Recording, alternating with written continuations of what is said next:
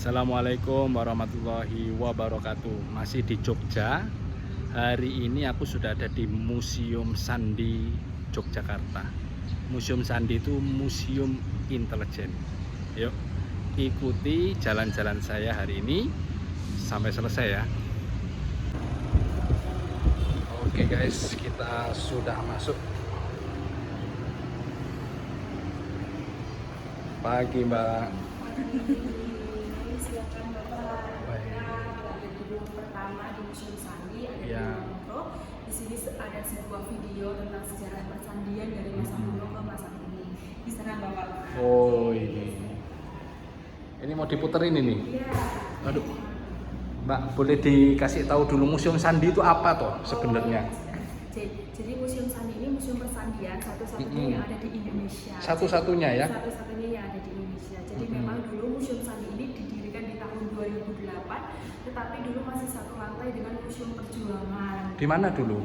Dulu ada di Museum Perjuangan, di lantai dasarnya Museum Perjuangan. Oh, dulu ini. Ya. Ya, oke. Terus kemudian di tahun 2014 Museum Sandi ini dipindahkan ke Kota Baru, di wilayah Kota Baru Yogyakarta, karena memang dulu kantornya Sandi atau cikal bakalnya Dinas Kode itu berada di wilayah Kota Baru. Jadi museum apa ini? Untuk masyarakat umum memahaminya apa? Museum intelijen gitu dah apa? Kalau intelijen beda lagi. Beda lagi ya? Perkembangan untuk merahasiakan pesan rahasia. Oh, itu mungkin ya, kriptologi itu ya. Oh. Apa kriptologi itu bahasa Indonesia sandi gitu ya? Betul, seperti itu. Jadi memang karena kriptologi itu adalah sebuah ilmu atau seni untuk merahasiakan pesan rahasia. Jadi di tahun 48 itu memberikan sebuah pesan rahasia yang penting itu menggunakan sebuah kode rahasia. Oke, kita lihat videonya. Apa ada di YouTube video ini? Tidak Tidak ada ya? Oke, boleh direkam tapi ya.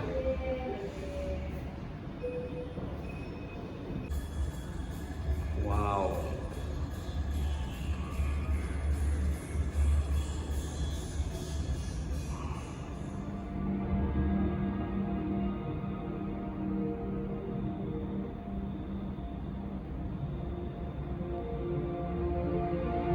Kriptografi.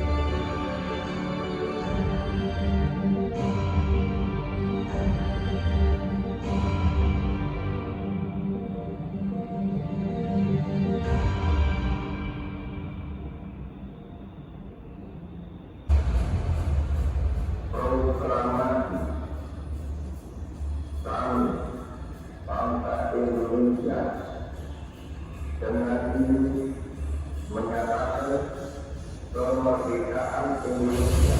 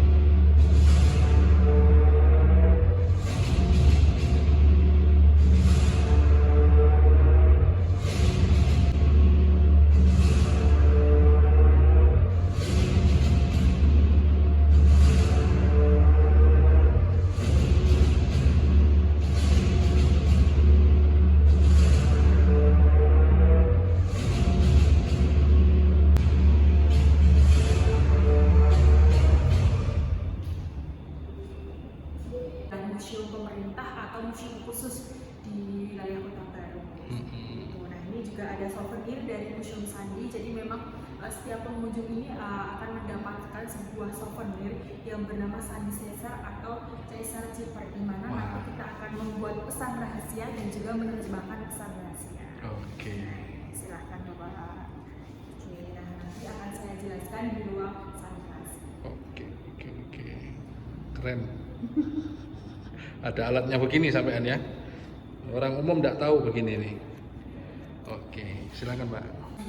Di sini kita bisa melihat sebuah lini masanya atau sebuah metode persandian yang digunakan pada masa kuno. Ternyata dulu sejak zaman kuno itu untuk bertukar informasi atau mengirimkan pesan yang penting itu menggunakan sebuah metode persandian. Kalau di bangsa Sumeria sendiri itu bernama dengan cuneiform. Kemudian di bangsa Mesir menggunakan hieroglif. Kemudian di sini juga ada 3 bahasa metode ini sama dengan Sandi Caesar tadi. Nah, kalau yang untuk bangsa Yunani atau sebelum Masehi, ini memang contohnya atau alat peraganya seperti ini. Jadi memang dulu ada bawahan raja itu membuat sebuah 2 batang yang panjang sama diameternya di sama. Film-film kayaknya pernah ada ya, tapi Betul. lebih kecil. Betul. Jadi memang dulu untuk di ilmu persandian itu kalau di sekitar grip ini kata kuncinya diambil di salah satu panjang sama diameternya harus sama. Kenapa harus sama? Nanti ketika suratnya atau talinya dililitkan seperti ini, pesannya itu akan terbaca. Jadi yang dililitkan itu seperti ini. Nah, nanti setelah dililitkan, pesannya itu akan terbaca. Nah, itu jadi kriptografi nanti ya, kriptografi. Oh. Nah, kalau panjang Kalau tabungnya salah, tidak keluar kodenya. betul. Mbak, Tidak terlihat. saya tadi yang tergelitik hieroglif itu kan huruf Mesir ya. Iya, Ternyata ada rahasianya di situ. ada rahasianya seperti ini Bapak. Nah, jadi memang bentuknya itu seperti simbol abstrak, kemudian ada hewan juga. Oh. Nah, kalau di bangsa Sumeria seperti ini contohnya. Jadi memang itu dari tanah liat yang dikeringkan kemudian dibakar.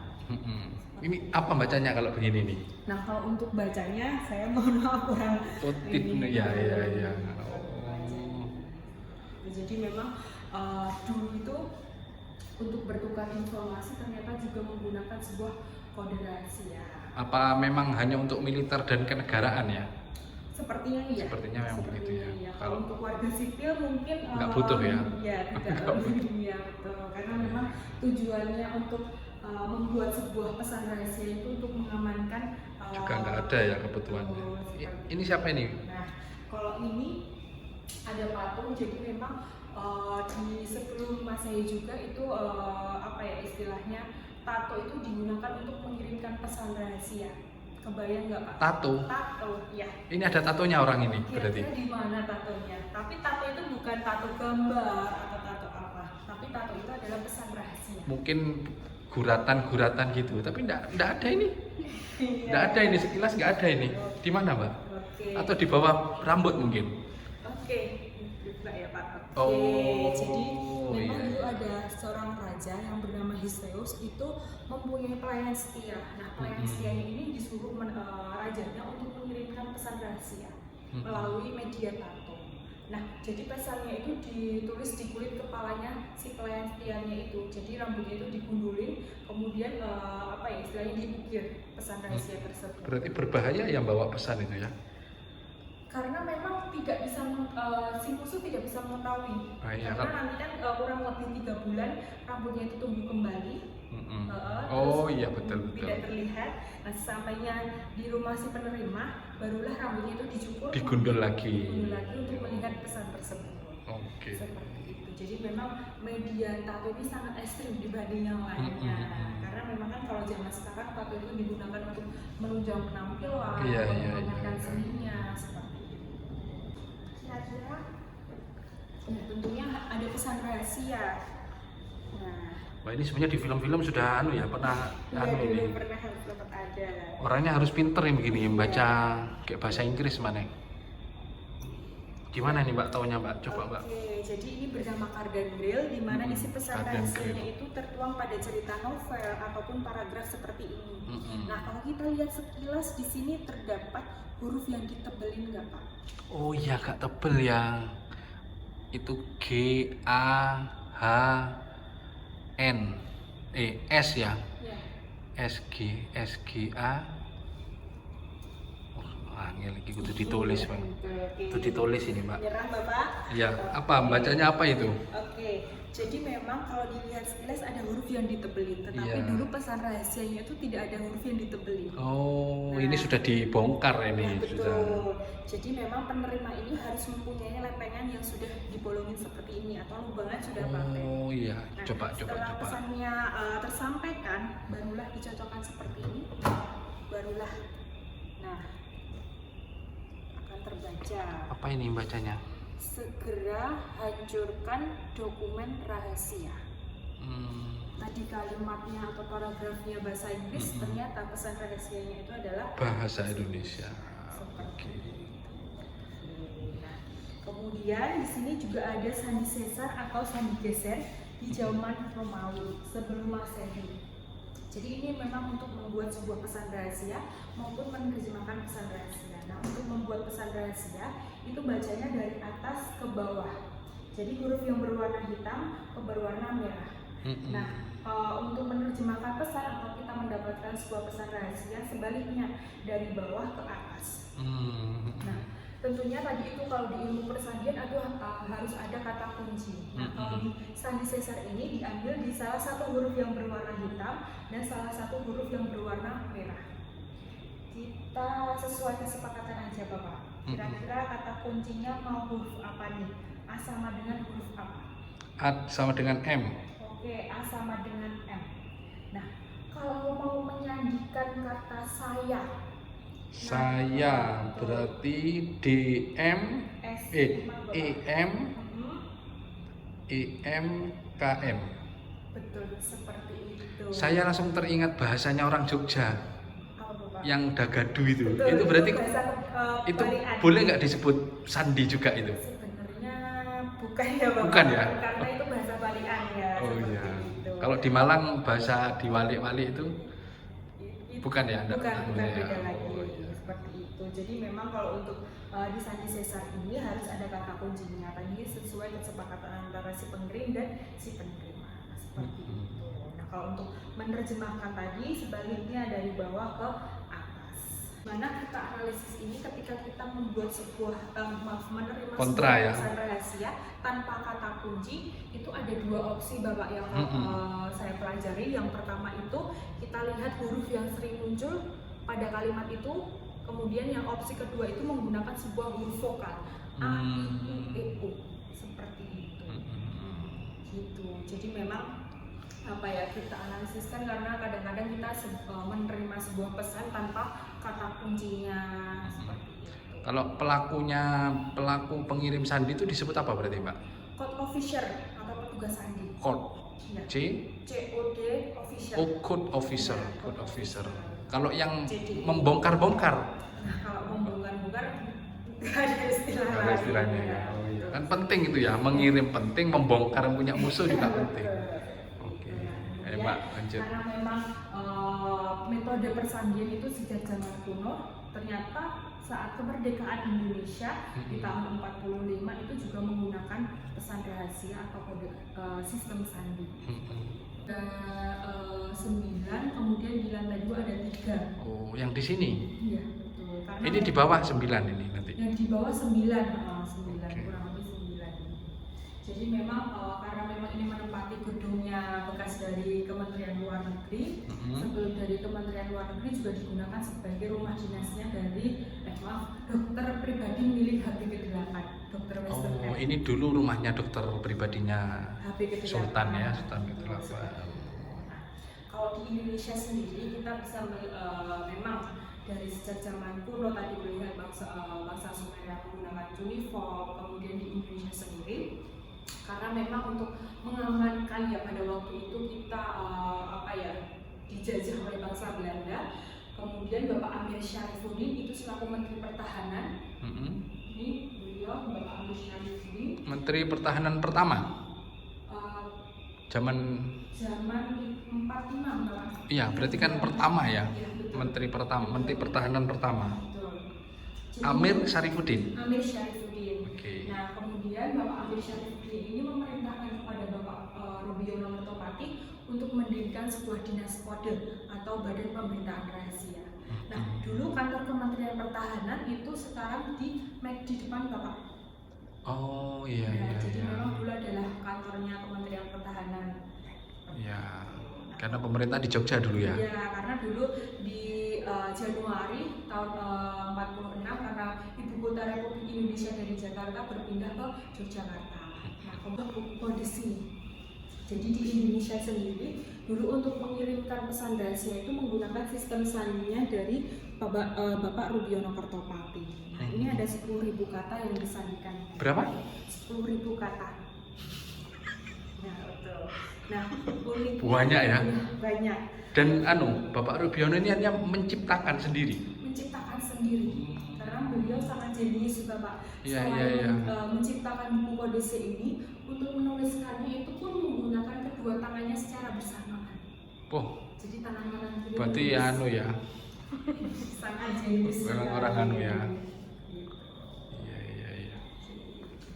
10.000. Iya, 10.000 kata yang disandikan. Jadi memang di dalam buku ini pun bahasanya juga random, kalimatnya juga random seperti itu. Tadi di video untuk mengirim informasi antar tentara ya. Betul. Iya. Nah, kemudian memang buku kode C ini langsung dibantu oleh petugas sandi yang lain untuk mengirimkan ini Bapak. Jadi memang dulu itu di berbagai daerah komunikasi rahasia itu lancar karena dari sistem sandinya buku kode C. Iya. Nggak mungkin bilang apa adanya kan kalau TNI. Betul seperti itu. Oke. Kita bisa lanjut.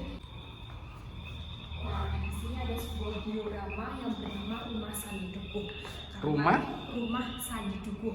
Sandi Dukuh. Iya, Rumah Sandi Dukuh. Kenapa ada sebuah rumah? Karena dulu saat agresi militer Belanda kedua di tahun 48, karena memang di lapangan Auri Maguwo itu dijadi bom oleh bangsa Belanda. Di Jogja itu diserang oleh bangsa Belanda. Kemudian Bapak Rubiono tadi memerintahkan kepada petugas sandi atau official tadi untuk mengevakuasi diri dari jajahan Belanda. Nah, si petugas sandi ini berjalan menuju ke arah barat. Sesampainya di Dusun Dukuh, Purwoharjo, Sambigaluh, Kulonprogo, itu menemukan sebuah rumah penduduk dari Bapak Mertostomo. Oh ya, siapa itu? Rumah Itu warga sipil. biasa. Warga biasa. Nah, rumah itu dijadikan markas darurat.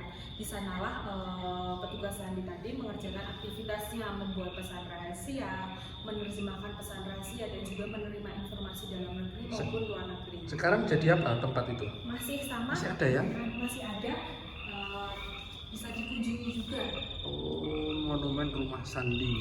Iya, jadi memang Rumah Sandi ini mengelola dua tempat, Bapak. Yang pertama Rumah Sandi, kemudian yang kedua itu adalah Monumen Samakati.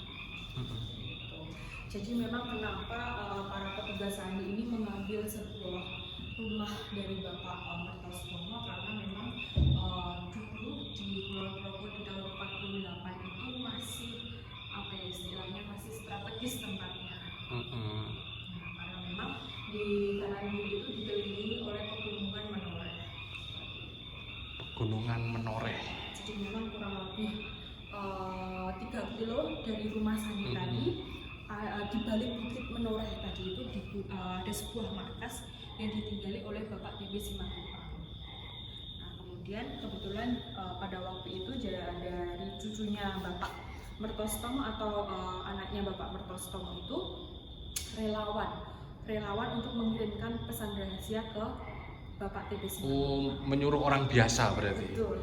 Biar tidak dicurigai. Betul seperti itu, karena memang dulu itu di di tahun 48 kan masih banyak orang Belanda yang istilahnya Indonesia belum semerdeka seperti itu, jadi masih ekstra hati-hati pada waktu itu.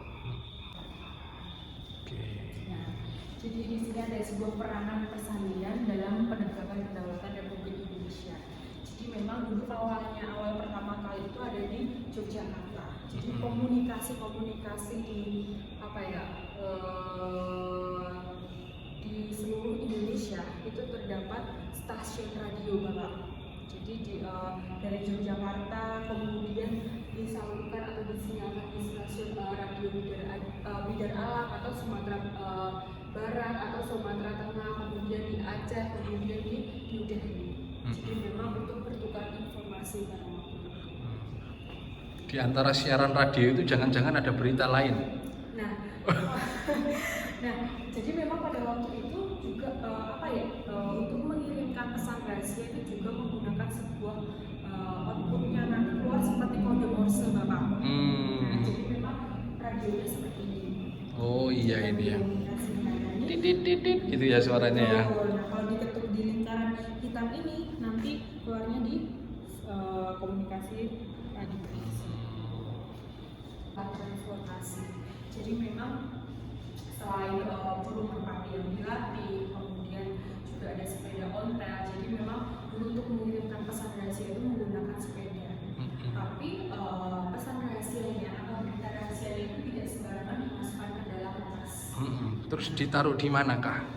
Oke, jadi dulu dimasukkan ke dalam stang yang sudah dimodifikasi. Jadi stangnya dipotong, kemudian masukkan suratnya.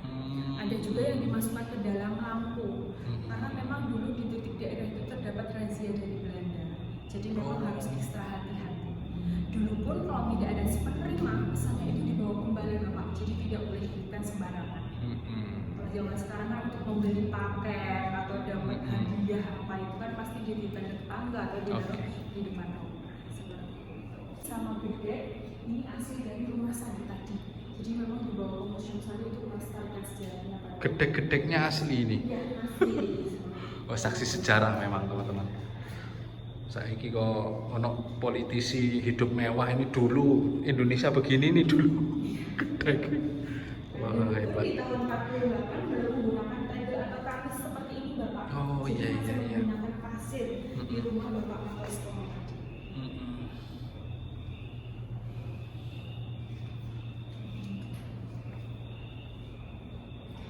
Ada koleksi buku kode B atau buku genokopi, di mana buku tersebut atau isinya itu sama. Ruang Nusantara. Kita melihat di bangsa kuno itu menggunakan Sumeria, itu menggunakan cuneiform, kemudian di Indonesia sendiri menggunakan kode C. Kemudian bangsa Indonesia ini menciptakan atau mengembangkan mesin-mesin sandi lebih modern lagi. Nah, kemudian mesin sandi yang pertama kali dibuat ini ada mesin sandi SR64. SR ini ada artinya Bapak Sandi Rubiono. 64 ini tahun pembuatannya di tahun 60-an. Ini buatan Indonesia berarti? Buatan Indonesia. Jadi lebih modern lagi. Algoritmanya atau juga matematika yang lebih rumit lagi supaya tidak diketahui oleh bangsa. Modif atau memang asli buat sendiri? Asli buat sendiri. Bukan modif dari mana itu bukan ya? Kalau untuk luar negeri nanti di lantai 2 ada Bapak. Oh. Jadi Iya. memang setiap tahunnya itu di-upgrade menggunakan tadi itu sistem yang lebih rumit dan juga algoritma yang lebih rumit lagi. Bertingkat ya. Betul. Ini SRE apa kalau SRI? Nah, SRE ini sudah menggunakan elektronika, Bapak. Oh. Sandi Rubiono elektronika, kemudian di sini ada serinya. Jadi ketika kita mengetik saya sedang makan, nanti keluarnya itu adalah kode rahasia. Oke, SRE KG apa KG? Nah, KG itu versinya. Oh, versi. Nah, kalau SF ini Sandi Negara, kemudian ini serinya. Nah, kalau Berarti untuk- ini sudah lembaga yang bikin ya, bukan betul, orang ya, betul. lembaga. Nah, kalau SN ini juga Sandi Negara 011 di mana mesin sandi ini sudah dibekali anti sadap atau modul Shepard. Jadi ketika instansi A dan instansi B sedang berkomunikasi, nanti yang ingin mengetahui itu tidak bisa. Nah, kemudian di sini juga ada seragam-seragamnya dari sekolah kedinasan. Tarunanya ini ya. Betul. Di mana dulu memang di dinas Polda itu sempat getok tular untuk mendirikan sebuah pendidikan. Nah, pada waktu itu bernama dengan Aksara, kemudian lembaganya berubah menjadi Lembaga Sandi Negara, sekolahnya berubah menjadi STSN atau Sekolah Tinggi Sandi Negara. Dan sekarang lembaganya berubah menjadi Badan Siber dan Sandi Negara, ini berubah menjadi Politeknik Siber dan Sandi Negara. Nah, ini berada di Ciseeng, Jawa Barat, Bapak. Di Ciseeng, Jawa Barat. Ciseeng. Iya, Ciseeng. Jadi memang setiap tahunnya itu hanya ada 100 peserta yang Setingkat mahasiswa S1. S1 ya. Betul. Oh, Beda sama yang STSN ini berarti ya, Politeknik ini. Kalau ini sama Bapak. Atau sama ya? Sama, cuma ada pergantian nama aja. Saya pernah dengar cerita ada salah satu murid di daerah kabupaten saya itu, begitu keterima di sini berapa hari hilang katanya. Katanya akhirnya oh mungkin memang begitu perekrutannya, apa begitu? Hilangnya kenapa Bapak? Ini nggak ada, teman-temannya nggak menemukan katanya. Oh. Saya nggak tahu ujungnya bagaimana cerita itu, cuma ada seperti itu katanya. Oke, karena apa ya Bapak? Karena di STSN ataupun di Politeknik Siber dan Sandi Negara ini nanti tugasnya beda dengan intelijen. Oh beda ya, Beda ini lagi. khusus ya, khusus persandian memang ya. Betul, jadi memang di BSSN itu tugasnya di lingkungan sibernya Bapak. Kalau di BIM-nya itu lebih ke intelijen atau ke lapangannya. Jadi memang kalau untuk sekolah di STIN mungkin kebetulan Oh STIN ya mungkin STIN, ya. yang begitu mungkin STIN ya mungkin ya. Betul, karena kebetulan saudara saya juga pernah mendaftar dan tidak bisa dihubungi pada waktu itu. Bener hilang ya? Bukan hilang tapi tidak bisa dihubungi. Ya kan hilang berarti Pak. Kalau nggak bisa dihubungi kan hilang. Oh iya, Sekolah Tinggi Intelijen Negara, Sekolah Tinggi Cyber Negara. Kalau ya betul. STSN ya. Sekolah Tinggi Cyber Negara. Oh, ini taruna-taruninya. Ini Mbak lagi tren lagi hits film Mission Impossible kan. Oh iya. Jadi kan masuk ini ceritanya itu. Ya, seperti Perkodean. Monggo lanjut Mbak. Oke, jadi memang kalau untuk pemasukan, ketika memasuki politeknik ini nanti pun untuk kerjanya akan terjamin karena setelah lulus nanti bisa Langsung bekerja langsung diangkat di ya. BSSN. BSSN. Itu ada yang daerah juga? Ada mestinya ya? Daerah gimana Bapak? Maksudnya dinasnya di daerah juga ya? Ada juga. Nah, ya kan enggak. Maksimal aja 5 tahun atau 10 tahun itu bisa dipindahkan administrasi. BSSN ya? BSSN. Itu di bawah kementerian apa itu berarti? Nah, Pertahanan? Bukan? beda lagi Bapak. Jadi memang BSSN ini di bawah langsung dari presiden. Oh iya, kliennya presiden. Iya. Siap. Kita bisa lanjut di lantai 2 masih ada. Jadi kalau mau sekolah pilihan kerja ada banyak termasuk begini teman-teman. Ini kita naik ya. Oke. Nah, naik teman-teman.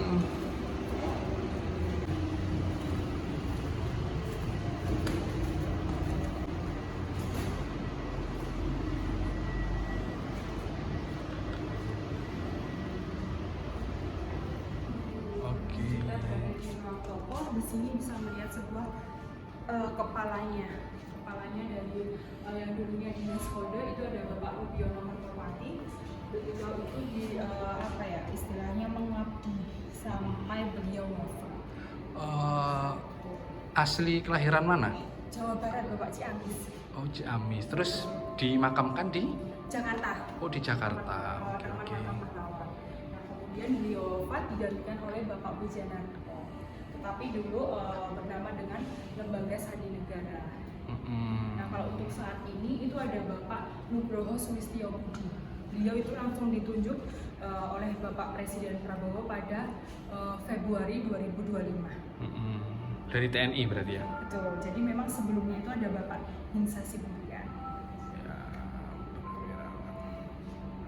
Nah, kemudian di sini juga terdapat sebuah koleksi-koleksi asli hibahan dari keluarga Bapak Rubiono sendiri maupun tokoh persandian yang lainnya. Nah, di sini juga ada kamera kecil milik pribadi dari Bapak Rubiono karena memang pada waktu itu Bapak Rubiono itu juga seorang istilahnya suka foto-foto. Nah, foto ketika menggunakan kamera kecilnya itu atau roller itu memang digunakan pada waktu itu digunakan Bapak Rubiono untuk tugas keintelijenan. James Bond lah ini ya. Nah, Ini apa juga ya? ada jam tangan di tahun 70-an itu sudah ber-LED Bapak. Sebentar, kok bisa? Kok bisa? Karena beliau Dari Xiaomi bukan? Dari mana maksudnya? Karena memang istilahnya karena memang Bapak Rubiono itu juga suka dengan bahan antik ataupun mungkin Enggak, maksudnya produksi mana? Tahun 70-an. Ya, di tahun 70-an. Kita aja TV nggak ada waktu itu kan? Betul, sudah ber-LED dan juga emas 14 karat. Ini ya. Wah. Kemudian di sini juga ada pangkatnya dari Bapak Santosa. Nah, kemudian di sini juga ada buku catatan dari Bapak Umar Said Nur yang saya ceritakan di bawah di ruang penegakan, di mana di situ catatan yang selalu dibawa oleh Bapak Umar Said Nur yang berada di stasiun radio yang berada di Sumatera Barat. Apa isi catatannya? Itu cuma kesehariannya aja, bukan sandi. Oh, blog lah ya. Iya betul. Jadi memang Vlog. kalau untuk kulitnya itu atau sampulnya itu terbuat dari kulit harimau. Asli. Nah, kemudian di sini juga ada pisau klaksa dari Bapak Subarto. Jadi memang pada waktu itu ketika Bapak Subarto menerima sebuah pesan, dibuka menggunakan sebuah pisau. Sandian Indonesia, jadi memang kebanyakan orang itu tidak mengetahui ternyata dulu ada sosok pahlawan. Saya juga baru tahu hari ini. Betul. Jadi memang kebetulan di tahun kemarin Bapak Rudiono ini diusulkan sebagai pahlawan nasional. Sudah ya? Ya. Oh, sudah. Sedang berproses. Oh, sudah. Di sini juga Bapak ada Rudiono Kertopati. kunci lock piktul, Bapak. Kunci lock piktul. Nah, Apa itu? Kunci lock piktul itu adalah membuka sebuah seperti pintu ataupun jendela tanpa kuncinya. Iya. Mission Impossible ini. Oke. Kalau tadi kita di bawah melihat sebuah mesin-mesin sandi buatan Indonesia, kalau di lantai 2 ini kita bisa melihat sebuah mesin-mesin sandi berbagai luar negeri. Ada yang dari Amerika, Swedia, Italia, karena memang ada beberapa mesin sandi yang pernah ditemukan dan juga yang memang dihibahkan ke Indonesia sendiri. Nah, kalau yang pernah ditemukan itu ada mesin sandi KL7, di mana mesin sandi ya? betul, di mana mesin sandi ini ditemukan oleh perwira Sandi Abri ketika terjadi perang Timur pada waktu itu. Jadi memang dibawa kemudian mungkin dicari tahu seperti itu. Kemudian di sini kita bisa melihat sebuah agensinya dari seluruh negara. Jadi memang ternyata di seluruh negara itu untuk mengamankan data pribadi kita, data informasi kita, tentunya harus mempunyai sebuah badannya. Jadi kalau di Indonesia sendiri itu ada badan siber dan sandi negara. Yang paling canggih di dunia siapa? Kalau canggih mungkin ini ya Amerika mungkin ya. Amerika ya. Di Indonesia sendiri karena apa ya, terdapat sebuah badannya, tapi beliau memang ditugaskan untuk mencegah serangan cyber. Oke. Juga ada mesin sandi standar, kemudian mesin sandi jadi dari Swiss, kemudian di sini juga ada kriptonomi. Ini punya James Bond ini, Inggris ini. Oke. Ini ruang terakhir atau ruang edukasi di Museum Sandi. Nah, di sini biasanya pengunjung bisa bermain puzzle ataupun sandi sesar. Ini kalau anak sekolah ya? Iya, kebetulan di minggu kemarin itu terdapat rombongan dari sekolah-sekolah Bapak. Ya. Kalau rombongan studi tour daripada belanja di Malioboro mending ke sini kayaknya ya. Betul, bersejarah dan kita bisa menangkap istilahnya sejarah dari masa lampau. Kemudian kita juga mendapatkan sebuah informasi tentang aman siber. Negara ini aman karena ada banyak orang seperti ini. Nggak kelihatan tapi kerja mereka semua. Karena kan istilahnya dari zaman kuno kita ternyata menggunakan sebuah metode persandian, di zaman kemerdekaan juga menggunakan persandian, ternyata di zaman modern kita tetap juga menggunakan persandian, Bapak. Kira-kira contohnya apa kalau di zaman sekarang? Persandian? Betul. Wah, ini saya nggak tahu ini apa ya. Oke. Jadi memang kalau di zaman sekarang persandian itu tetap ada. Contoh? Oke, contohnya itu seperti fingerprint HP itu termasuk dengan sandi. Kenapa itu termasuk collecting data? Betul. Kemudian ada password media sosial, itu juga termasuk sandi. PIN ATM itu juga termasuk sandi. NIK dan sebagainya itu juga termasuk sandi. Ya. Kenapa sandi? Karena nanti ketika kita memberikan tahu kepada keluarganya ataupun temannya, itu akan bocor. Karena memang ada oknum yang ingin mengetahui data pribadi kita. Ya, Seperti ya. kita PIN ATM dibobol, kemudian diambil uangnya. Seperti itu. Ada nggak kegiatan persandian yang levelnya nasional yang boleh dibuka di sini? Apa gitu? Satu aja mungkin apa? Kalau untuk kegiatan biasanya lebih ke cyber security-nya Bapak. Jadi nanti kegiatannya lebih ke kegiatannya BSSN. Kalau di Museum Sandi ini lebih khusus ke ini tadi Sandi Sesar, kemudian memberikan informasi tentang serangan siber. Pernah Indonesia serangan cyber? Pernah? Yang kemarin Bapak tahun kemarin Yang biru itu? kebobolan data? Oh, yang datanya bocor? Ya, betul, itu juga termasuk serangan cyber. Karena memang ada oknum yang mungkin Menjual. menjual, kemudian ada data-data kita dijual, dipinjol ataupun kita kan biasanya ada ketika kita mendaftarkan member itu kan pasti meminta sebuah nomor HP ataupun Yang terbaru itu Taspen, data Taspen katanya bocor. Betul, seperti itu. Jadi memang zaman sekarang ini cyber ini lebih ngeri di luar sana, karena memang harus ekstra hati-hati seperti itu. Mbak, ini terakhir apa ini, Mbak? Oke, ini adalah sebuah super boom, di mana super boom ini seperti alat deteksi di bangunan. Untuk? Karena memang dulu di instansi itu kan terdapat untuk mengamankan ya. Oh iya, ngecek alat. Betul. Pendeteksi. Betul. Kalau di bangunan tersebut ditempelin alat sadap. Oh iya. Nah, kalau misalkan nanti ada alat sadapnya. Ini mendeteksi apa berarti? Logam atau apa? Bukan logam ya. Elektromagnet. Betul. Oh, Jadi iya. ketika ada sebuah alatnya atau sadapnya nanti akan keluar dengan suara. Ya, biasanya di kantor pemerintahan itu rutin. Betul, seperti itu. Jadi memang harus harus hati-hati. Disadap ya. Oke, betul. Oke. Terima kasih Mbak, mudah-mudahan bermanfaat. Sama-sama. Pesan-pesan buat generasi anak Indonesia apa? Oke, pesannya untuk generasi anak-anak zaman sekarang ya, Gen Z, Gen karena Alpha. mungkin lebih ekstra hati-hati terdapat serangan cyber.